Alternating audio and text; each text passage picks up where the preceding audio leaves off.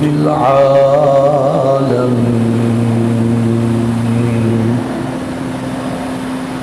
والصلاة والسلام على سيد الأنبياء والمرسلين أما بعد فأعوذ بالله من الشيطان الرجيم بسم الله الرحمن الرحيم واتخذ الله إبراهيم خليلا آمنت بالله صدق الله العظيم وصدق رسوله النبي الكريم الأمين رب اشرح لي صدري ويسر لي أمري واحلل عقدة من لساني يفقهوا قولي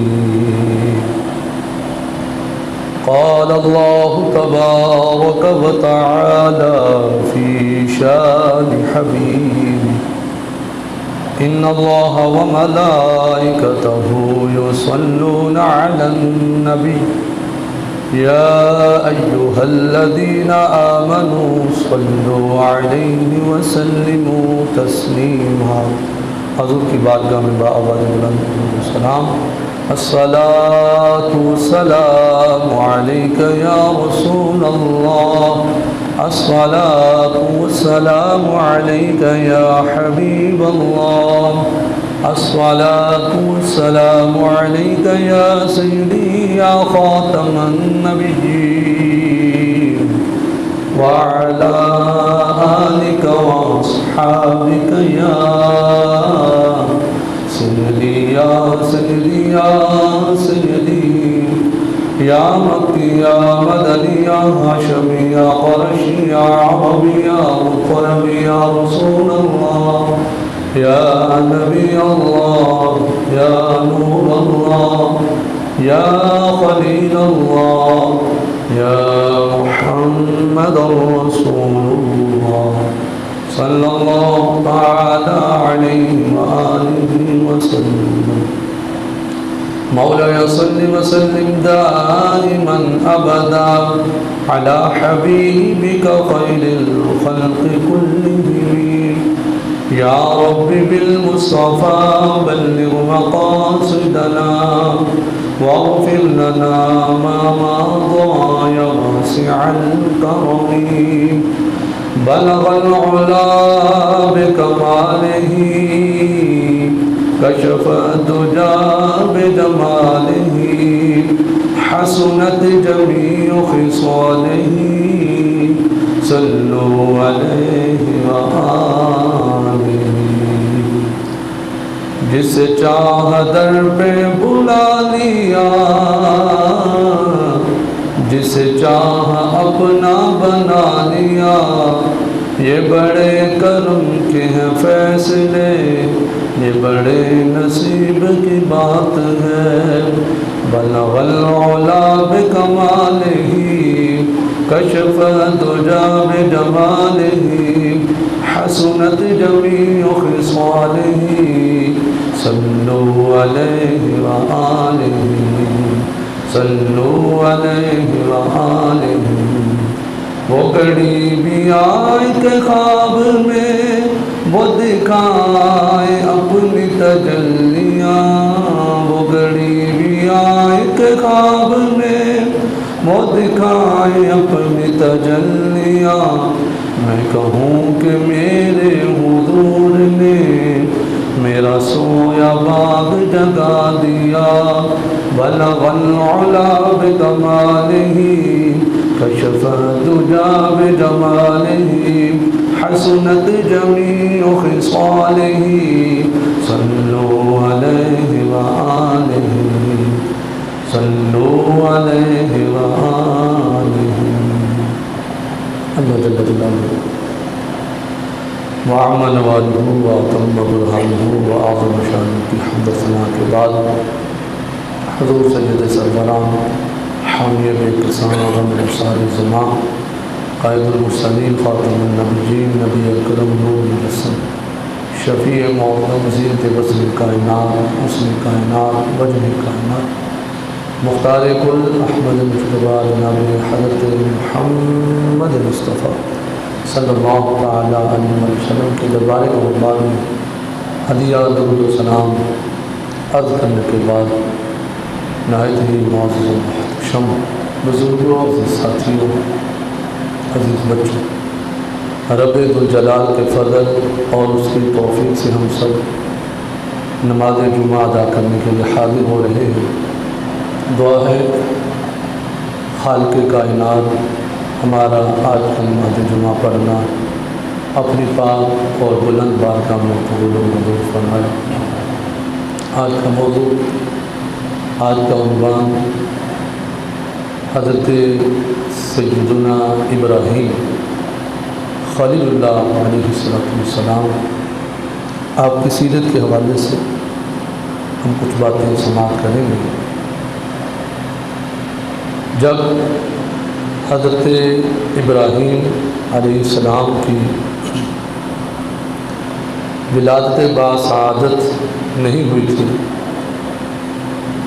نمرود اپنے آپ کو خدا سمجھے بیٹھا تھا، لوگ اس کی پوجا کرتے اور ہر گلی ہر چوراہے پر اس کی ہم شکل تصاویر بنا کر لوگ اس کی پوجا کرتے تھے۔ ہر طرف ظلم ہی ظلم، اور اس نے یہاں تک کوششیں کی کہ حضرت ابراہیم علیہ السلام کہ یعنی ایسا بندہ جو اس کے نظام میں رکاوٹ کھڑی کر سکے، طرح طرح کی اس نے رکاوٹیں کھڑی کرنے کی کوشش کی۔ نجومیوں نے کہا کہ ایک بچہ پیدا ہوگا جو تیرے تخت کو الٹ کے رکھ دے۔ اس نے بڑی کوششیں کی، لیکن میرا رب جو چاہتا ہے وہ ہو کر ہی رہتا ہے، کوئی اس کام کو روک سکتا نہیں جس کام کا میرا رب ارادہ فرماتا ہے۔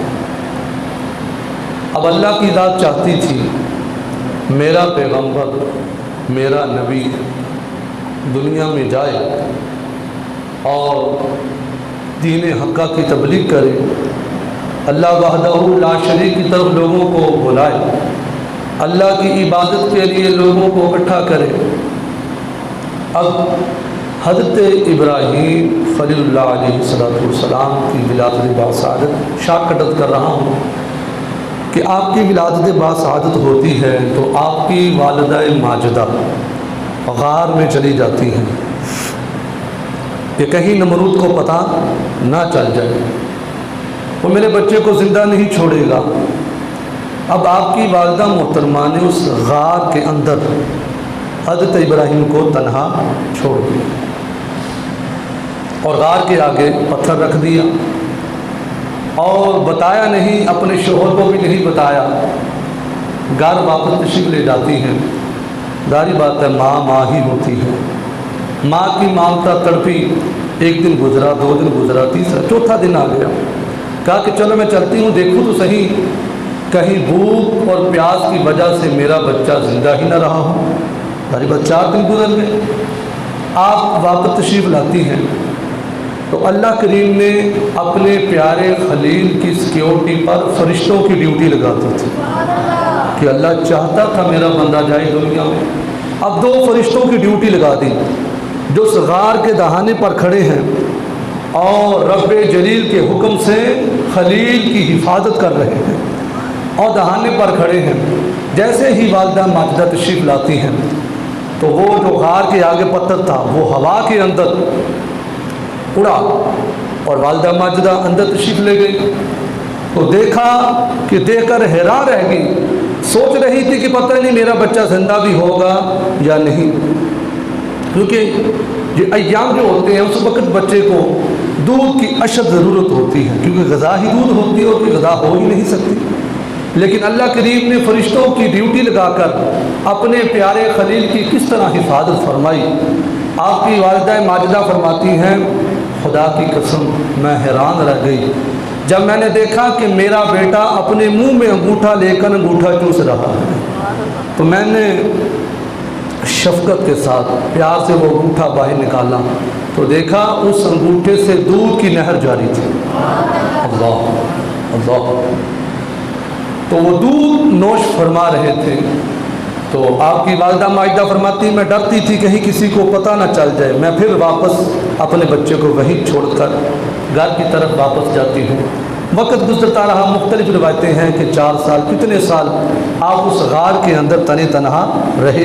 اللہ کے فرشتے اللہ کے پیارے خلیل کی اللہ کے حکم سے حفاظت فرماتے رہے۔ المختصر، جب ایک دن آپ نے اپنے شوہر کو بتایا کہ بات کچھ یوں ہے، اللہ کریم نے ہمیں ایک ہیرے جیسا لال عطا فرمایا ہے، میں نے ڈر کی وجہ سے کہ کہیں کسی کو خبر نہ ہو جائے میں نے اپنے لال کو چھپا کر رکھا ہوا ہے۔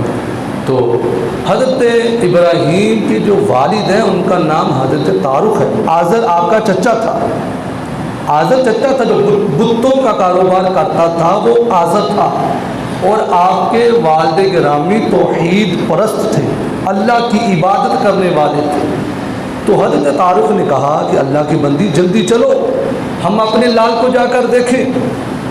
جب اس غار کے اندر داخل ہوتے ہیں تو حضرت ابراہیم خلیل اللہ علیہ السلام نے اپنے والدین کو ویلکم کیا، استقبال کیا، اور آپ کے والد گرامی نے دیکھا کہ اتنا خوبصورت بیٹا، آپ جانتے ہیں بیٹا کالا بھی ہو لیکن باپ کو پھر بھی پیارا ہی لگتا ہے، بیٹا کا رنگ جتنا بھی کالا ہو ماں کو زمانے سے پھر بھی وہ سب سے پیارا ہی لگتا ہے۔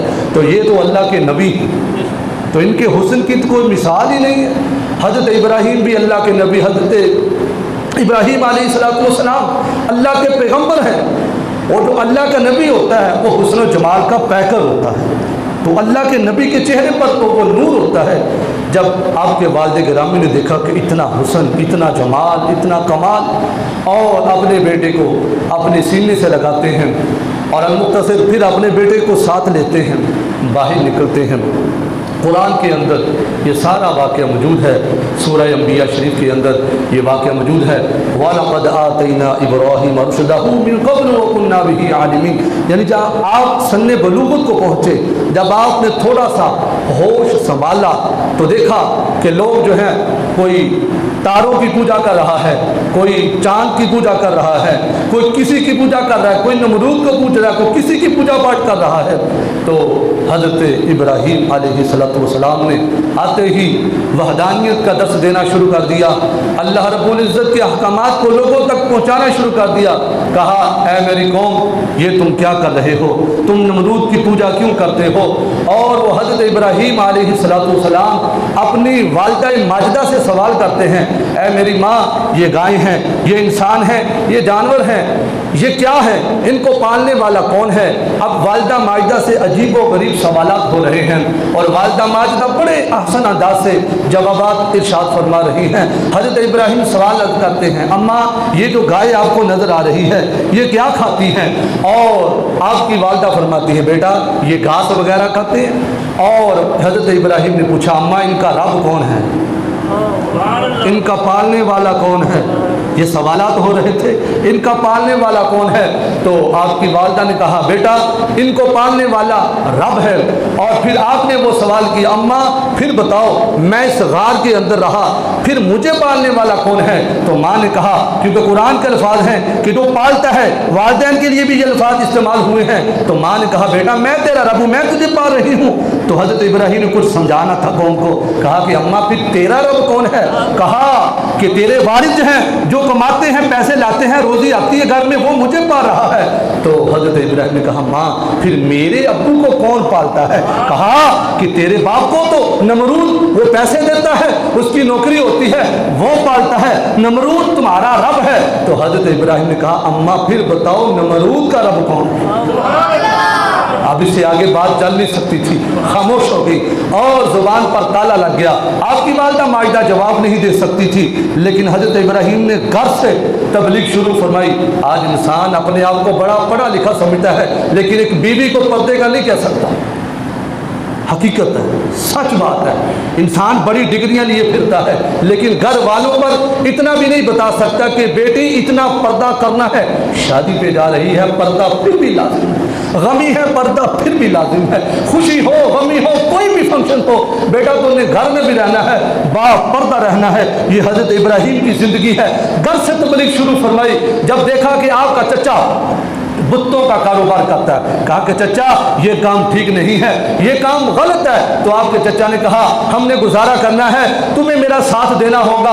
और दूसरे जो भाई थे, उसके चचे के जो बेटे थे हज़रत इब्राहीम के, वो भी बुतों का कारोबार करते थे। तो चचा ने कहा ऐ भतीजे तुझे मेरे साथ जाना होगा। आप समझदार हैं, एक फेरी लगाने वाला गली में कोई सौदा बेचने के लिए आता है, चीज़ उसकी 3 नंबर हो, चीज़ उसकी ख़राब से ख़राब ही हो, लेकिन वो कभी अपनी चीज़ के ऐब बयान नहीं करता।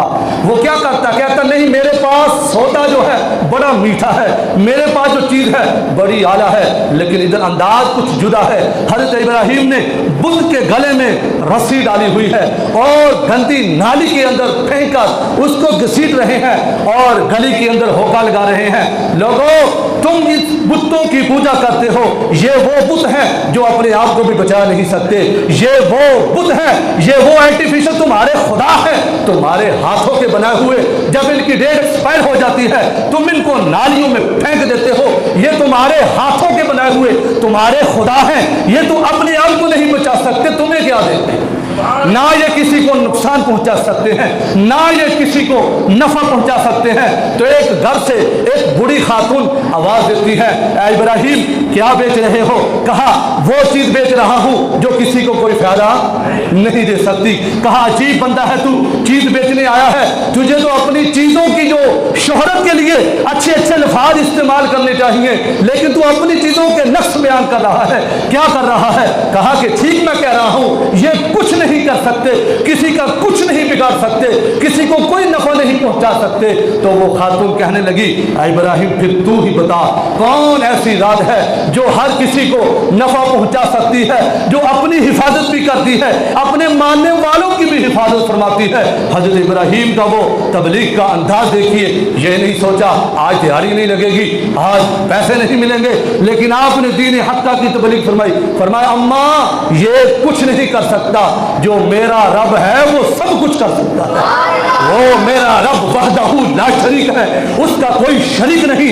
ना बुतों की पूजा जायज है, ना सितारों की पूजा जायज है, ना चांद की इबादत जायज है, ना सूरज की इबादत जायज है, ना वो बदबख्त नमरूद की पूजा जायज है। अगर इबादत के लायक दात है तो वो मेरे रब की दात है, वो वहदहू ला शरीक है, सिर्फ उसी की बारगाह में झुकना चाहिए। अब हजरत इब्राहीम का ये अंदाज था। चचा ने देखा मंदी हो रही है और हालात खराब होते जा रहे हैं। कहा भतीजे क्या बात है, आज 1 रुपया भी कमा कर नहीं लाए? बेटा क्या किया है? भतीजे क्या किया है? 1 रुपया भी नहीं कमा कर लाए। कहा कि चचा तू कहता था कि फरोख्त करके आना, मैंने जो हक बात थी वही लोगों को बताई, मैंने खरा सौदा उनको बताया, 2 नंबरी नहीं की कि दिहाड़ी लग जाएगी तो बिक जाएगा, नहीं फरमाया मैं लोगों को ये साथ लेकर गया था। ये कुछ नहीं कर सकते, कर सकता है तो मेरा रब कर सकता है। अब क्या होता है मेरे भाइयों, हज़रत इब्राहीम दीन हक्का की तबलीग करते जा रहे हैं और सूरह साफ़ात के अंदर भी ये अल्फाज मौजूद हैं। पहले सूरह अंबिया की आयत के अंदर ये कुछ वाक़या मिलता जुलता मैंने आपके सामने पेश किया। अब सूरह साफ़ात के अंदर अब उन यहूदियों का एक मेला होता था। वो सारे यहूदी जंगलों में निकल जाते थे, सारा दिन गैर शरई काम अल्लाह की नाफरमानियाँ होती। और जब वो जाने लगे तो ये यहूदी थे ہر کسی نے مٹھائی لی، کسی نے کچھ پکایا، کسی نے کچھ پکایا۔ وہ سب سے پہلے تھالیوں کے اندر رکھ کر جو کچھ بھی گھر میں پکایا وہ برکت کے لیے ان کا نظریہ تھا، وہ اپنے اپنے بتوں کے سامنے آ کر رکھ دیتے تھے، اور بتوں کے سامنے چیزیں رکھنے کے بعد پھر وہ جنگلوں میں نکل جاتے تھے، اور جب شام کو واپسی ہوتی تو دوبارہ پھر اپنے بتوں کے سامنے آتے۔ یہ تو ان کا نظریہ تھا۔ ہمارا دین، ہمارا اسلام ہمیں کیا کہتا ہے؟ ہمارے پیارے نبی صلی اللہ علیہ وسلم جب سفر کا ارادہ فرماتے، سب کو ملنے کے بعد سب سے آخر پر آپ مسجد میں تشریف لے جاتے، نوافل ادا کرتے، پھر اپنا سفر اب شروع فرماتے تھے، اور جب سفر سے واپسی ہوتی تھی تو سب سے پہلے میرے محبوب مسجد میں آتے تھے، نوافل ادا کرتے تھے، پھر اس کے بعد اپنے گھر والوں کو ملتے تھے۔ یہ ہمارا دین ہمیں طریقہ بتاتا ہے کہ سفر شروع کرو تو ایسے کرو، گڈ بائے ٹاٹا نہیں، بلکہ اللہ کی سپرد کر کے جاؤ کہ اللہ اس کے رسول کے حوالے، کیونکہ زندگی کا کوئی پتہ نہیں کب زندگی کی شام ہو جائے، ہمیشہ کے لیے جدائی پڑ جائے، تو ہم اللہ کے سپرد کر کے جائیں۔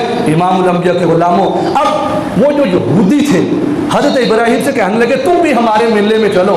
حضرت ابراہیم نے کہا میں تو پہلے ہی تمہارے ان کاموں سے بیزار ہوں، میں اس میلے میں کبھی جا سکتا؟ میں کبھی نہیں جاؤں گا، تم جاؤ، میں تو ان کو مانتا ہی نہیں۔ یہ ہے دلیری۔ ایک وقت ساری طرف نمرود کا نظام ہے، اور یہ تنے تنہا ٹٹ جانا یہ اللہ والوں کی سنت ہے۔ یہ نہیں دیکھا میرے ساتھ کوئی نہیں ہے، میری کوئی پارٹی نہیں ہے، میرے پیچھے کوئی کھڑا نہیں ہے، میرا کوئی ساتھ دینے والا نہیں۔ انہیں پتا تھا جب رب کی مدد آتی ہے یہ دوئیں کچھ نہیں کر سکتے، جب رب کی مدد آ جاتی ہے اللہ فتح عطا فرما دے۔ یہ نظام سے ٹکرانا، جب اللہ کی رحمت یارو اس جون کے مہینے میں اللہ اپنی رحمت برساتا ہے تو ہمیں راتوں کو پھر وہ کمبل، وہ کپڑوں کی ضرورت سخت گرمی میں پڑ سکتی ہے۔ یہ میرے رب کا نظام ہے۔ اگر وطن پاکستان کا یہ فرسودہ نظام، اگر میرا رب چاہے اللہ کی مدد آ گئی تو آج بھی دین مصطفیٰ تخت پر آ گیا تو برکتیں آ جائیں گے انشاءاللہ۔ وہ وقت دور نہیں، اللہ کی مدد آ گئی انشاءاللہ ہر طرف خوشحالیاں ہوں گی۔ جب دین مصطفیٰ آئے گا کوئی بھوکا نہیں سوئے گا، جب سرکار کا دین تخت پر آئے گا پھر ہر ایک کی سنی جائے گی، ہر ایک کے لیے قوانین اسلام کے مطابق فیصلے ہوں گے۔ حضور کے غلاموں، حضرت ابراہیم نے کہا تم جاؤ بھائی، میں تو نہیں جاؤں گا۔ پھر کیا ہوتا ہے؟ حضرت ابراہیم بت خانے میں جاتے ہیں، دیکھا کہ لوگوں نے، کسی نے مٹھائی رکھی اپنے بت کے سامنے، کسی نے کچھ کسی نے کچھ، تو حضرت ابراہیم جاتے ہیں، فراغ الی آلہتہم فقال الا تأکلون، فرمایا کھاؤ۔ اور کھاتے کیوں نہیں ہو؟ کھاؤ۔ وہ تمہارے سامنے رکھ کر گئے کہ ہمارے خدا کھائیں گے تو تم کھاتے کیوں نہیں؟ ما لکم لا تنطقون، وہ بولے ہی نہیں، بول سکتے ہی نہیں تھے۔ وہ تو بجری کا وہ بڑا ہوا نمونہ تھا، وہ تو کچھ بول ہی نہیں سکتے۔ کہا کہ کیوں نہیں بولتے؟ جب دیکھا کہ کوئی بولتا نہیں، فراغ علیہم ضربا بالیمین، پھر حضرت ابراہیم نے کلہاڑا چک لیا۔ فرمایا بولتے نہیں ہو، اب ابراہیم کا کلہاڑا بولے گا۔ جب نہ مانے پھر اللہ والے بتاتے ہیں کہ ہمیں یہ طریقہ بھی آتا ہے۔ پھر آپ نے کلہاڑا اٹھا لیا، کسی کی بوتھی لا چھڑی، کسی کی توڑ لا چھڑی، کسی کا قدم اتار دیا، کسی کے گوٹے اتار دیے، اور کسی کا بازو کاٹ دیا، اور کسی کا ہاتھ کاٹ دیا۔ جب ساروں کو فریکچر ڈال دیا تو ایک جو سب سے بڑا بت تھا، آپ نے ایک حکمت کے طور پر لوگوں کو سمجھانے کے لیے آپ نے حکمت، یہ مطلب نہیں کہ آپ نے اس کو اچھا سمجھا، وہ ایک آپ نے سبق دینا تھا۔ پھر کیا ہوتا ہے؟ ساروں کو آپ نے طرح طرح کا وہ زخمی کرنے کے بعد جو سب سے بڑا بت تھا اس کے کندھوں پر آپ نے کلہاڑا رکھ دیا۔ جب وہ شام کو واپس آئے دیکھا کہ ہمارے خداؤں کی یہ حالت ہے، کسی کی ٹنگ نہیں، کسی کا منہ نہیں، کسی کا سر نہیں، کسی کا ہاتھ نہیں، کسی کا بازو نہیں۔ انہوں نے کہا یار ہم نے سنا ہے ادھر حضرت ابراہیم ہیں جو ان کو اچھا نہیں سمجھتے، یقیناً یہ انہیں کا ہی کام ہو سکتا ہے۔ پھر بات چلتے چلتے نمرود تک پہنچی۔ المختصر پھر کیا ہوتا ہے؟ حضرت ابراہیم کو بلا لیا جاتا ہے تو حضرت ابراہیم سے پوچھا بتاؤ کہ کیا تم نے ہمارے خدا کو اس طرح ان کے ساتھ یہ ذلیل و رسوا کیا ہے؟ تو حضرت ابراہیم نے کہا جو تسی انہاں نوں مانتے تے انہاں کولوں پوچھو نا، میرے کولوں کیوں پوچھدے ہو؟ جنہاں دے نال ہویا انہوں پوچھو، چلو جنہاں نال ہویا نہیں بولدے، جڑا انہاں دا سردار ہے انہوں پوچھو۔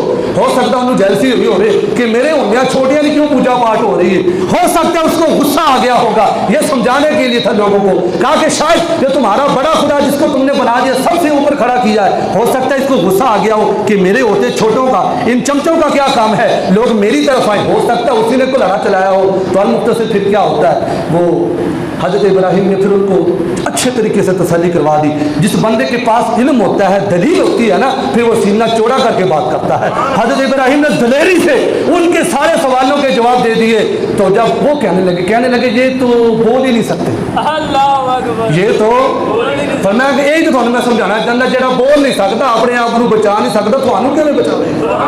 यही तो बात मैं तुम्हें समझाना चाहता हूँ। जो अपने आप को नहीं बचा सकता वो तुम्हें क्या बचाएगा? ये किसी नफा नुकसान के मालिक नहीं है। मैं तुम्हें यही समझाने के लिए सारी बात, ये सारा कुछ, ये जलसा सजाया गया, सारा कुछ इसीलिए मैं तुम्हें तबलीग के तौर पर जमा किया, समझाना चाहा एक ही रब है, वो वहदहू ला शरीक है, वो हर चीज पर कादिर है।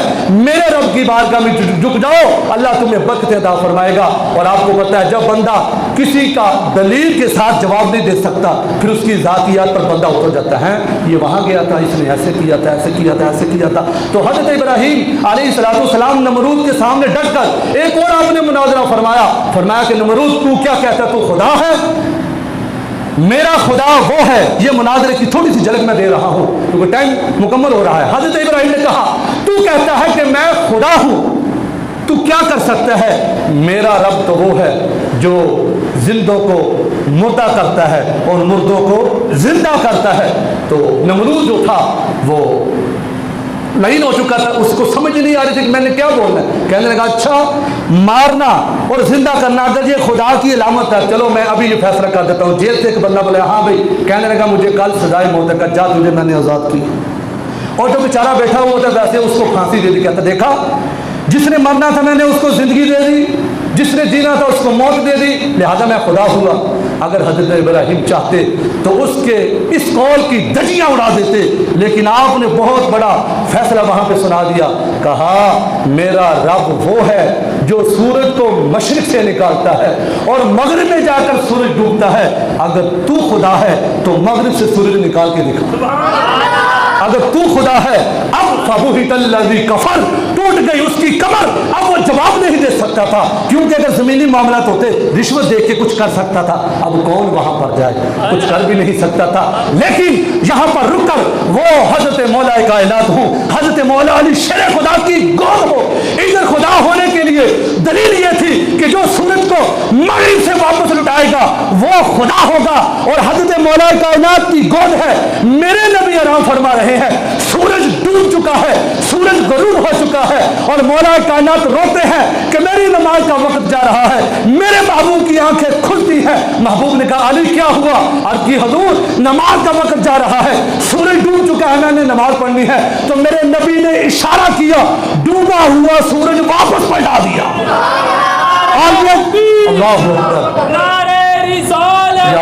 और यह दलील थी खुदा होने के लिए। तो जब मेरे महबूब ने सूरज को वापस लौटाया और साथ ही फरमा दिया कुल इन्नमा अना बशरुम मिस्लुकुम, और मुझे खुदा न समझ बैठना और न अपने जैसा बशर समझना, बल्कि मेरे रब ने मुझे बड़ी शान अता फरमाई। अब हजरत इब्राहीम की यह दलील थी कि सूरज निकाल के दिखा, वो कुछ नहीं कर सकता था। जब सात तरफ से उसका मुंह बंद हो गया, कुछ कर नहीं सकता था, कहा कि अब हजरत इब्राहीम को आग में डाला जाएगा। फिर क्या होता है, लकड़ियां इकट्ठी की जाती हैं। हजरत इब्राहीम को आग में डालने की पूरी प्लानिंग मुकम्मल हो चुकी है। हवा का फरिश्ता आता है, ऐ खलील हुक्म करे, मैं हवा चलाता हूँ। पानी का फरिश्ता आता है, खलील हुक्म करे, मैं पानी लेकर आऊँगा। हजरत जिब्रील आते हैं, ऐ खलील हुक्म फरमाए, जो कहेंगे वैसे होगा। हजरत इब्राहीम ने कहा बताओ क्या मेरे रब को नहीं पता कि मेरा खलील आग में जा रहा है? क्या मेरे रब को नहीं पता? वो मेरा रब जलील है, मैं उसका खलील हूँ। मेरा रब सब कुछ जानता है, मेरा रब मेरी हिफाजत फरमाएगा। फिर क्या होता है, शैतान लईन ने उनको कहा कि अब इतनी सख्त आग है, ऊपर से कोई परिंदा भी नहीं गुजर सकता। एक मंजनीक तैयार की गई जिसके जरिए हजरत इब्राहीम को आग में डाला जाने लगा। अब मंजनीक जो वो आग की तरफ बढ़ रही थी, अल्लाह करीम ने आग को हुक्म दे दिया, कुल्ला या नारु कूनी बरदन व सलामन अला इब्राहीम, ऐ आग मेरे इब्राहीम के लिए ठंडी हो जा, इतना भी ठंडी ना हो जाना कि मेरे खलील को सर्दी लग जाए। سمجھے نہیں آپ؟ شاید اتنا بھی ٹھنڈی نہ ہو جانا کہ میرے خلیل کو ٹھنڈ لگ جائے، اے آگ ٹھنڈی ہو جا۔ تو وہ گلزار بن گئی حضرت ابراہیم، اس کے اندر بھی اللہ کی عبادت ہو رہی ہے، لیکن بات یہیں پر اختتام پذیر ہوتی ہے میرے بھائیوں۔ ہر آن ہر گھڑی حق بات، حق پیغام لوگوں تک پہنچانا، یہ اللہ کے انبیاء کرام کی سنت ہے، یہ اللہ والوں کی سنت ہے۔ اللہ کریم کی پاک بارگاہ میں التجا ہے، اللہ کریم ہمیں بھی اپنے دین کے ساتھ وفا، حضور سے وفا کی توفیق